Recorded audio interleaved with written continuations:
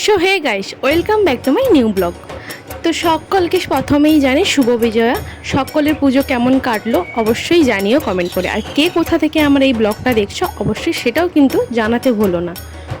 তো চলো, দেখতে দেখতে বিজয়া চলে এলো আর দেখতে দেখতে পুজো চলেও গেল। আমি আপডেটটা দুদিন পরে দিচ্ছি।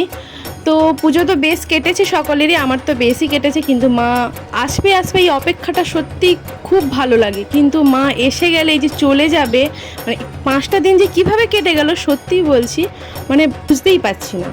তো চলো, আর কি করা যাবে, এক বুক ভরা ভালোবাসা নিয়ে মাকে বিদায় যেমন জানালাম, তেমন 1 বছর অপেক্ষাতে আমাদের থাকতে হবে। অপেক্ষাটাই আমাদের জন্য যথেষ্ট। ওটাতেই যে আমরা আনন্দ পাই, মা আসার 5 দিনে কতটা আনন্দ পাই যায় না, কিন্তু এই অপেক্ষা করতে আমরা বেশ ভালোবাসি। কারণ যেহেতু আমাদের শ্রেষ্ঠ উৎসব হচ্ছে দুর্গাপুজো, তাই তো এবারে তো পরপর পুজো আসবে, লক্ষ্মী পুজো, কালী পুজো।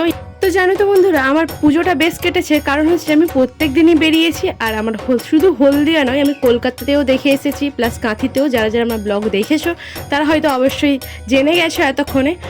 তো চলো, সকলকে আরেকবার জানিয়ে দিই শুভ বিজয়ের অনেক অনেক প্রীতি ও শুভেচ্ছা। আর ছোটোদেরকে আমার অনেক ভালোবাসা, আর বড়োদেরকে জানাই প্রণাম।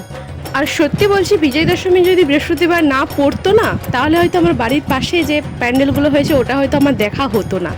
তো দূরে যাওয়ার জন্য কাছেরগুলো আমার ঠিকঠাকভাবে দেখা হয়নি। তো রাস্তা দিয়ে গিয়েছি, শুধু জাস্ট প্যান্ডেলগুলো বাইরে থেকে দেখেছি, ভেতরে ঢুকের মতো দেখার সুযোগ হয়ে ওঠেনি। আমাদের হলদিয়া ক্ষুদিরাম স্মৃতির সঙ্গে যে প্যান্ডেলটা, এই যেটা এখন দেখছো তোমরা, এত সুন্দর করেছিল না বলার বাইরে।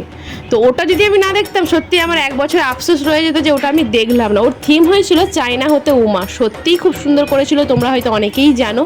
তো দেখো, দেখতে দেখতে রাত প্রায় অনেকটাই হয়ে গেছিলো, রাস্তাঘাট পুরো ফাঁকা, এই লাইটগুলো হয়তো আর দেখতে পাবো না। চলো, টাটা, বাই বাই।